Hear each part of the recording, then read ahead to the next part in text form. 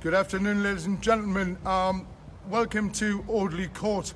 This is the location where we have Gus Hales, who is one of the guys who is adamant that he's going to do this hunger strike. We're now live at Audley Court. This treatment centre has been reported since the 22nd of November 2017, when they announced that the closure of this treatment centre. Now, looking around at Audley Court, we have a 24-bed sit,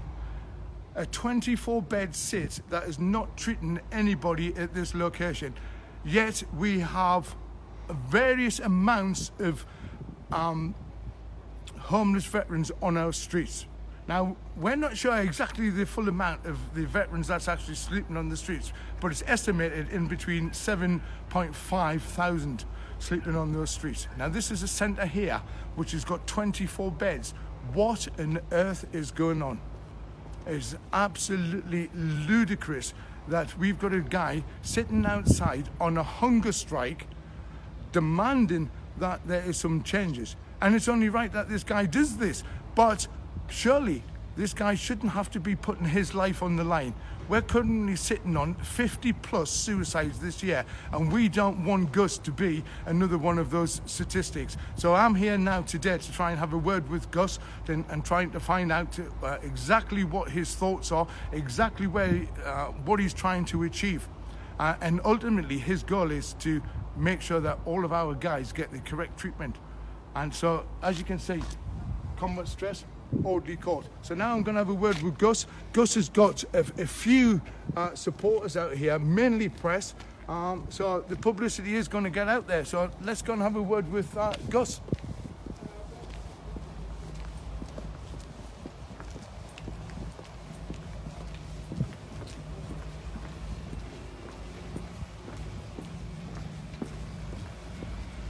So as you can see, guys, we've got, this is Gus just coming in now. You can see where Gus is set up here, and Gus has got his tent here, and we just have a look at exactly what this guy is sleeping under these conditions. There you go, this is Gus's little tent. I don't know if you can get in there and just have a look. So this is his little sleeping tent, his little bivvy, and we've got a little sign here which is reading, "Treat all veterans, combat stress, hunger strike, day 2. Gus has got fluids there, and this is day 2 where Gus is not eating. We're just going to introduce you to Gus now. This is Gus Hales, the gentleman in question, who strongly believes that more can be done in the fight for post-traumatic stress disorder, and it's combat stress related post-traumatic stress disorder, and this is what we need to be doing. We need to start to emphasize combat related stress. So I'm just going to introduce you to Gus. This is Gus. Gus, can you tell us why you're here and what do you hope to achieve from this? Well, I'm a Falklands veteran. Obviously that particular campaign was life-changing.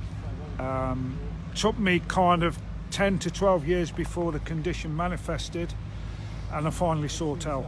And the first point of help I had, obviously after doctors etc., was combat stress. I came into their residential centre some probably 20 years ago and was treated at Turret House, and up until about 4 years ago they offered a real good compassionate aftercare. I was told by this organisation that I needed to come in to manage the condition, which they say is not curable, or they said it wasn't curable. So I used to come in 3 times to a year, i.e. two-week stays 3 times a year, and that's what they said I needed to do to manage the condition. That was fine till about 4 years ago. I heard nothing from them. I was told I would get a letter when to come in next. About 2.5 years ago, a knock came on my door at home. I answered the door. It was a combat stress welfare officer. He asked me he introduced himself. I said, "What do you want? You haven't bothered with me for a couple of years." And he said, "Will you let me in?" I said, "Well, tell me what you want first." And he said, "If you won't let me in, I'll discharge you." And he discharged me on the door of my own. And how many years ago was this, Gus? This was about 2.5 years ago. 2.5 years ago. 2.5 years ago. Okay. Discharged me on the door of my own. He came to my house uninvited. And about a week later, I received a letter from them saying, unsigned letter from Combat Stress, didn't even say what department it was from, saying I'd voluntarily discharged myself, and if I have any further problems, go to the British Legion. I hadn't voluntarily discharged myself. I said to him, "You will do what you will do." That is not a voluntary discharge. I wrote to him and said, "Where's my discharge medical report?" I've had 2 years of letters going backwards and forwards, backwards and forwards, backwards and forwards after this discharge medical report. They have ignored most of those letters. They have lied to me openly, and at this moment in time I have no medical discharge report, so I don't know what future treatment I can have from these, and as far as I'm concerned, I'm still discharged from them. But as I've stoked around the fire, I'm now finding that there's been probably hundreds of veterans were discharged in the same way and have gone on to commit suicide. I was talking to a guy this morning I used to know in here, and his friend, a Staffordshire Regiment guy, committed suicide shortly after he was discharged in the similar manner to me. Okay, so in recent weeks, have you spoken to anybody at Combat Stress before doing this? The lines of communications ended probably 6 months ago, where they stopped answering the letters. Okay, and in regards to the Royal British Legion, have you spoken to the Royal British Legion? I'm a member of the Royal British Legion. I phoned them up, yeah, and my wife phoned them up, and they said go to Combat Stress. Okay. And I said Combat Stress referred me to you, and they said we don't offer mental health services. Okay, so in relation to Combat Stress, we know that they're a charity, and a charity that is sitting on a good few £1,000s. Who knows how much money they're sitting on. They're connected to 27 other different organisations. And where's this money gone to? Why have they decided on the 22nd of November 2017 to close this facility down, when we've got the likes of yourself suffering, and we've got guys up and down the country who are suffering, and currently we're sitting on 50 suicides this year. This is an absolutely damn disgrace. This is 2018. We've got 7,500 veterans sleeping on the streets. We've got 50 suicides plus this year, and we've got currently 7 sleeping on a suicide watch around the clock. What is Mr. Gavin Williamson doing, who's the Secretary of State for Defence? Mr. Gavin Williamson, yet again, you need to wake up, and you need to see exactly what is going on with these veterans. You need to wake up and see what is currently going on with your serving guys. The accommodation right across the board, the way these guys are treated coming out. Tobias Elwood, you are exactly the same. You need to stand up and start to be counted, because this is an absolutely diabolical mess that we've got a guy who's sitting here in the freezing cold on a protest demo to highlight the issues with other veterans. This guy is prepared to take his own life through starvation, and you are completely out of order. Combat Stress, Help for Heroes, you need to get your act together, and you need to start to efficiently work with these guys, because what I'm seeing here is a 24-bed location, and no treatment is being given from this location. 24 beds and 7,500 veterans sleeping on the streets, or sofa surfing, or living in accommodation and ready to be thrown out onto the scrap heap yet again. So why is this location not being used to house at least 24?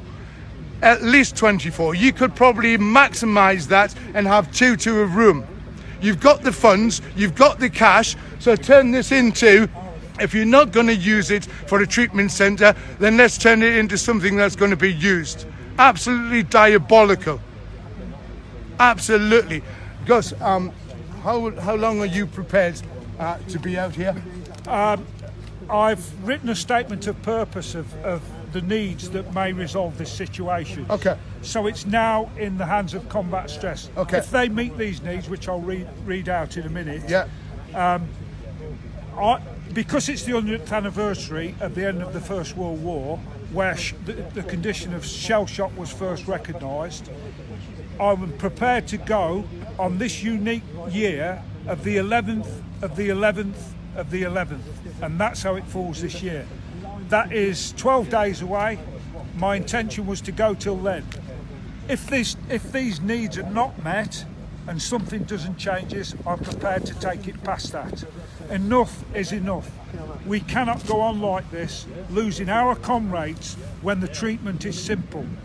Okay, guys, so you've heard it there from the horse's mouth, but obviously my aim is prevention of other guys taking their life, and obviously I don't want this guy to take his own life and be another statistic, which we've got to try and resolve this as quickly as possible. Right? We don't want Gus to be another statistic. We don't want Gus to be 52, 53. That's not the name of the game. The name of the game is for us guys here to be today and make sure that Gus doesn't have to do that. But these guys need to wake up. Gavin Williamson needs to wake up. Tobias Elwood needs to wake up. So I'm going to let Gus read his statement and I'll come back to you. Okay. I've posted this to members of Combat Stress and various members of the media. It is with regret that 100 years since the end of World War I, veterans' psychological and mental health needs are still not taken seriously. Combat Stress advertise themselves as the ex-service's leading mental health charity.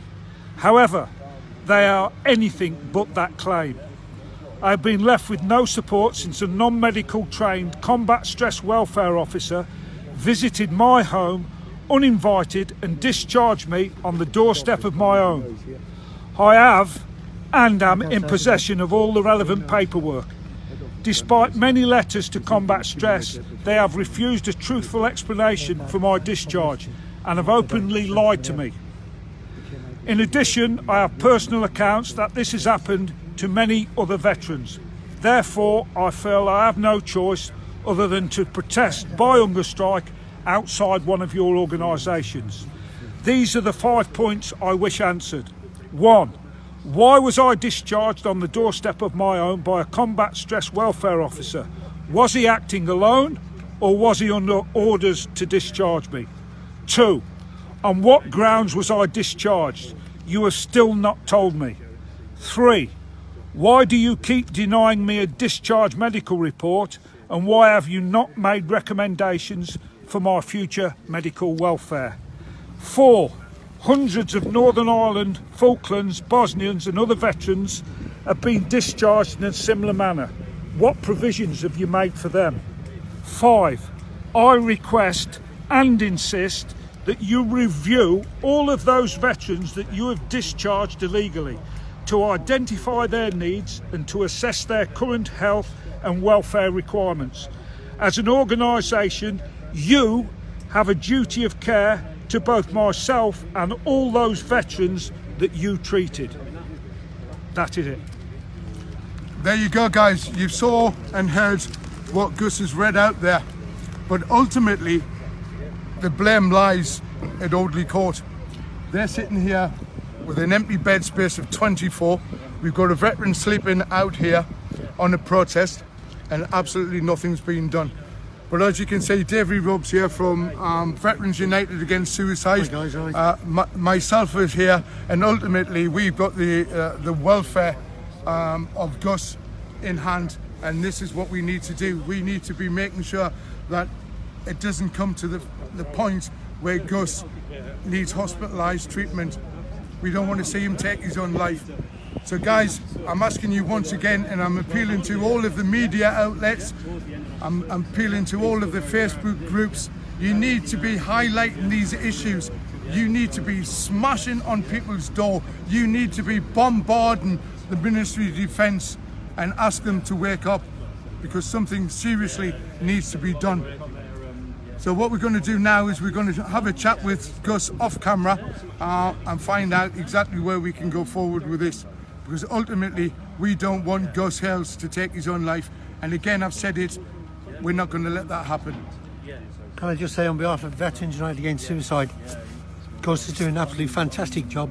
There's thousands of people that are absolutely with him all the way, and there's quite a few hundred that are ironically saying that what he is doing is a fantastic thing to do, but we need to have a little chat with Gus to maybe see if we can he has done what he needed to do. He has been able to get it in the open, in the highlighted, which has been fantastic, but what we don't want is Gus to become number 51 or maybe even number 52, because we think we may have a number 51 already.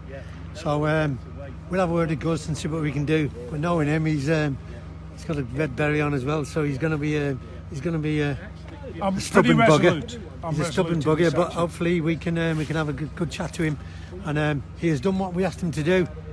He's done a fantastic job. He's highlighted it, and hopefully we can sort this all out with the orderly court and this combat stress. I also want to add there that this protest isn't about me. It's about every veteran who has served before. It is about veterans of serving now, and it is about veterans to come. So we don't want an avalanche in 4 or 5, 6, 7 years' time of Afghanistan and Iraq veterans taking their own lives. It's bad enough at the moment. But when the floodgates open, it could be a disaster. Put the strategies in place now, government, and there might be a chance that we can avoid an epidemic of suicides like we're undergoing at this moment in time. Enough is enough is enough. And I've had enough, and if my life comes to anything, if I can make a difference, then my life will have been worthwhile. And that's the way I see it. There you go, guys. You've heard it from the horse's mouth, live from Audley Court at Newport, Shropshire. The home of the best charities in the world, so they claim to be. They claim to be the best at getting guys through post-traumatic stress disorder. On this occasion, I categorically state combat stress have failed. Thank you very much, and we'll be back to you soon.